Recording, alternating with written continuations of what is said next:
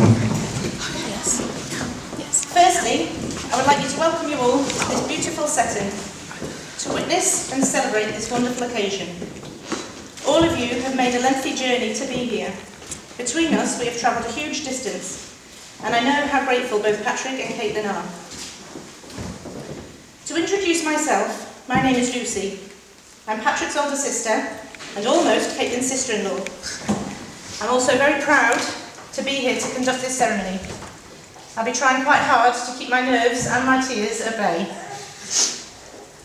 A lot of you will know at least part of this story, but I have the honour of filling in a few bits. Why are we here? Well, my brother Patrick, or Min as he's known to me, has always been an adventurer. Even from birth, it was obvious he was going to follow an exciting path and keep us on our toes. His spirit of adventure has always kept him moving. How quickly, how fast, and how far were the only questions he ever asked himself. Moving to America was always going to be part of this story, at some point. When he introduced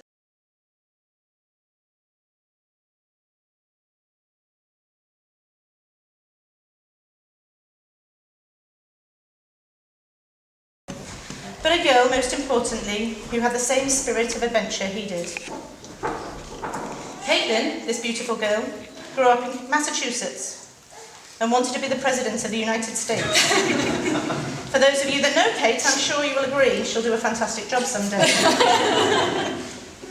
She was keen to see the world and have adventures and started her travelling at only 11. And much to my envy, can speak many, many languages. Throughout all of this travelling, she did find that a little piece of her heart and soul belongs in England. I have great fun in discovering quite how much Caitlin loves everything British. A proper cup of tea, fish and chips, the Yorkshire puddings, Downton Abbey, the royal family. I'm not sure she's quite convinced about the weather, especially today. However, despite spending a year living the good life here in England, it wasn't long after she returned to the Big Apple and took a work trip to Seattle, some 4,781 miles from London, that she met this man. A man miles away, but one with whom she was ready to have an adventure with. Living oceans apart didn't stop their relationship from growing. It didn't stop them from integrating into each other's lives and joining forces to create this beautiful relationship that we're celebrating today.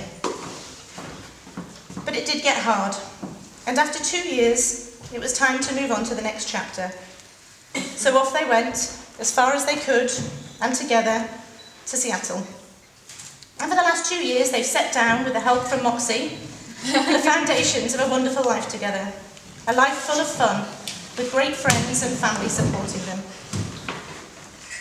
Now, this isn't a unique story, but it is an amazing story, a true love story.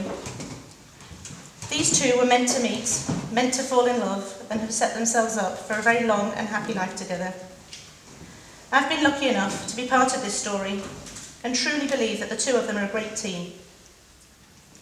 They're very similar in many ways and both complement each other very well.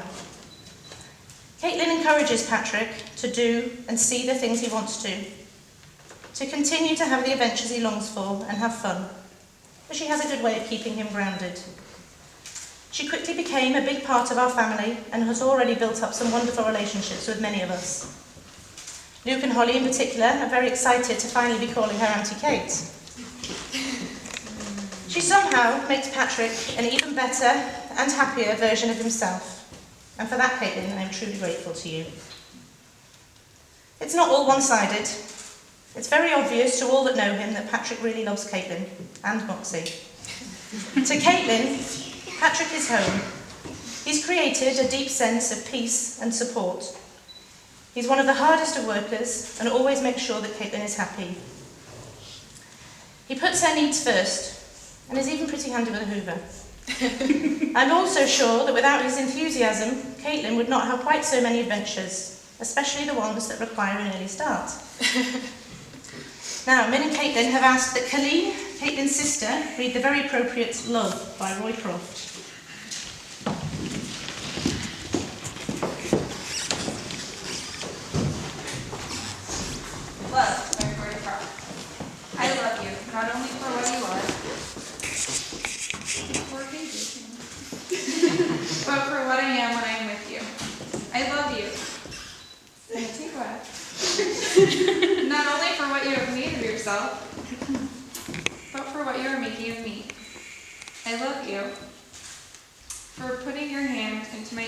heart and passing over all all the foolish, weak things that you can't help but dimly seeing there, and for drawing with the light all the beautiful. See it. But no one else has looked quite far enough to find. I love you because you are helping me to make of the lumber of my life not a tavern, but a temple. Out of the works of my everyday, not a reproach, but a song. I love you because you have done more than any creed could have done to make me good, and more than any fate could have done to make me happy. You have done it. I apologize if that was. Without a touch, without a word, without a sign, you have done it. By being yourself, perhaps that is what being a friend means after all.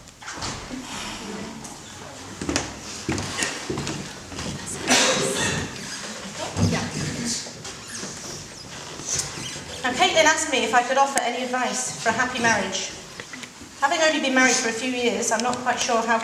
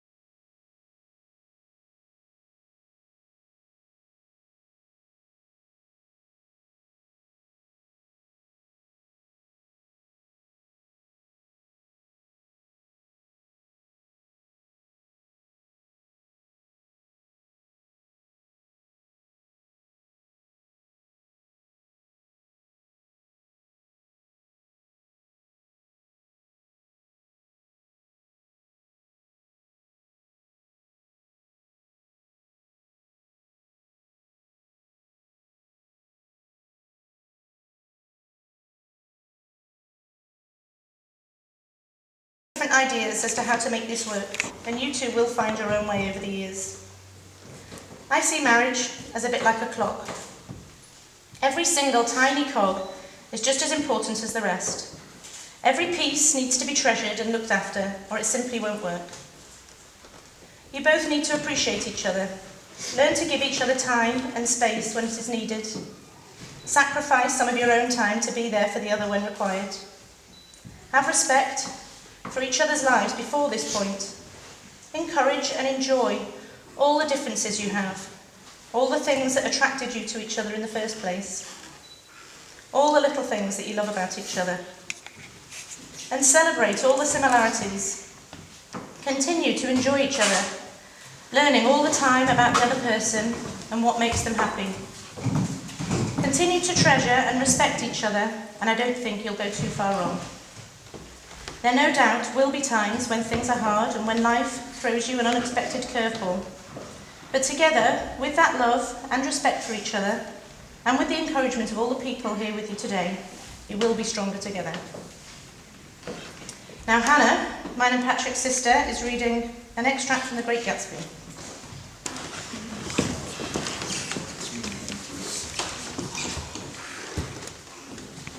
Do my best. Right, okay.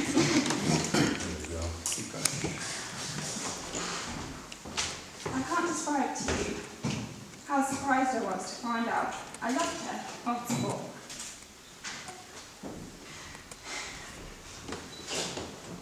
I even hoped for a while that she'd throw me over, but she didn't, because she was in love with me too. She thought I knew a lot because I knew different things from her, while I was way off my ambitions, getting deeper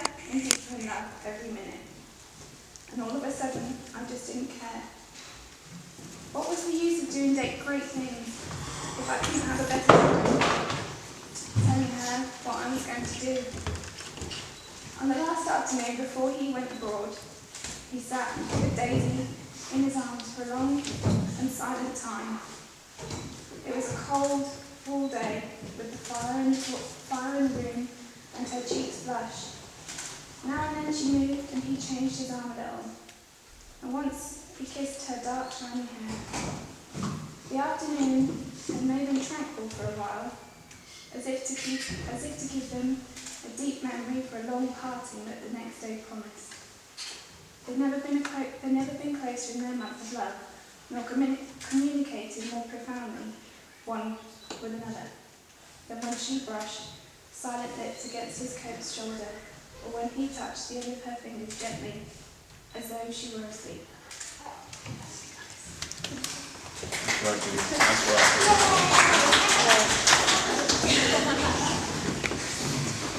Now, the vows you're about to make to each other are a way of saying to one another, you know all those things we've promised and hoped and dreamt. Well, I meant it, every word. You're so heavy. My arms hurt so much. Look at one another and remember this moment. Before this, you've been so many things to each other and have learnt so much from one another over the last 4 years. Shortly, you will say a few words to each other that take you to the next chapter in your lives. After this day, you will say to the world, this is my wife, this is my husband. Now, Patrick and Caitlin have written a few words for each other. Patrick?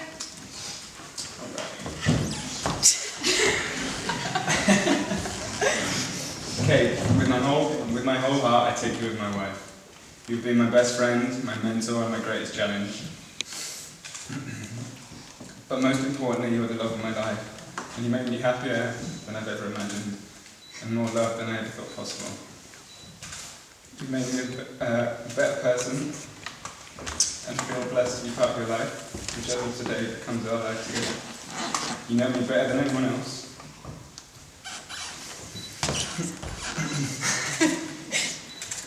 You know me better than anyone else in the world, and somehow still manage to love me. I promise faithfulness, patience, respect, lightheartedness, a sense of humour, and mac and cheese when you get home with your trips. I can't wait to continue our travels together. Caitlin, it's your turn.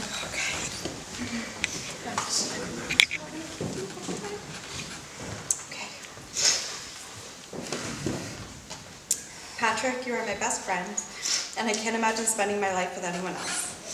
I love you for always making sure Moxie has a faux fur blanket to snuggle with. I love you for being our resident chef, and I love you for your willingness to drive 10 hours straight with me on our epic road trips, even though my musical selection often drives you crazy. You've taught me to be more patient, lighthearted, generous, and understanding, and I'm confident that in the coming years I will learn so much more from you. In our life together, I promise to cherish you, honor you, respect you, and always love you. I promise not to get mad when you get up at 4 a.m. on a Saturday to watch football, but I don't promise to ever join you. Instead, I do promise to make the most of every waking minute we have together. Whether it's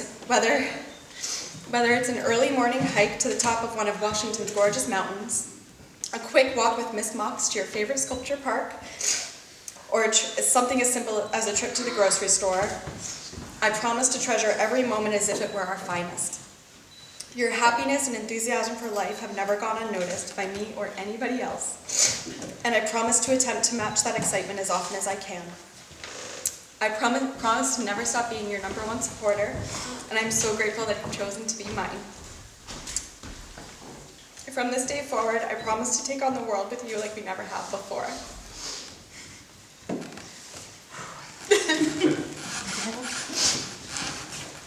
Thanks. Patrick, do you take Caitlin to be your beloved wife, knowing in your heart that you'll be a true and faithful friend on this amazing day and in the presence of your family and friends as witnesses? Do you give Caitlin this vow that you will always be with her, that you will get through whatever life throws at you, good and bad? Will you be kind to her, trusting, tolerant and understanding? Will you console her and comfort her? Will you share her happiness and laughter? And will you cherish her as long as you both shall live? Emma. Good. Caitlin. Do you take Patrick to be your beloved husband, knowing in your heart that you will be a true and faithful friend, on this amazing day, and in the presence of your family and friends as witnesses? Do you give Patrick this vow, that you will always be with him? That you will get through whatever life throws at you, both good and bad? Will you be kind to him, trusting, tolerant and understanding? Will you console him and comfort him? Will you share happiness and laughter? And will you cherish him as long as you both shall live? I will. Luke, may I have the rings, please?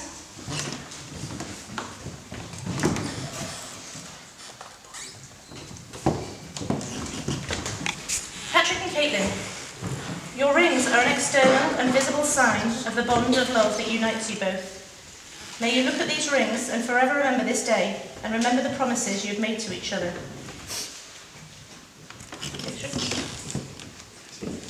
Patrick, repeat after me.